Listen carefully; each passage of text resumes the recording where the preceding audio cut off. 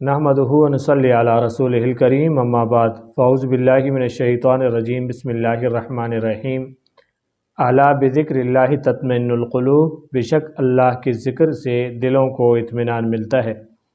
मोहतरम नाज़रीन इकराम, हम आपको अपने यूट्यूब चैनल आपके ख्वाब की शरई ताबीर पर खुश आमदीद कहते हैं और अल्लाह तबारक व तआला से ये दुआ करते हैं अल्लाह ताला आपको खुश रखे, आबाद रखे और जुमला परेशानियों से और मसाइब से महफूज फरमाए।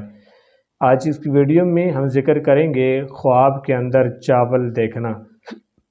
हज़रत इब्न सिरीन रहमतुल्लाह ताला अलैह इरशाद फरमाते हैं कि ख्वाब में चावलों का देखना ये बहुत ही ज़्यादा मुफीद है और अच्छाई की तरफ दलील है। कोई शख्स ये देखे कि वो ख्वाब के अंदर चावल खा रहा है और पके हुए चावल खा रहा है तो फरमाया कि उसकी रोज़ी में इजाफ़े का सबब होगा।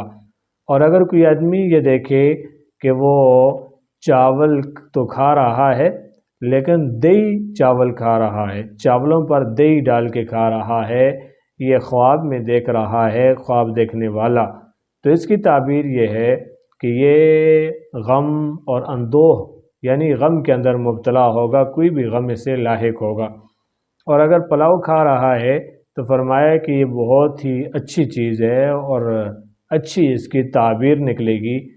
और फरमाया कि इंसान